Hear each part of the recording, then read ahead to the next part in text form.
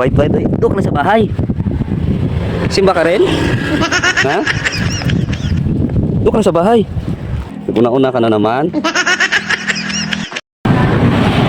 White white.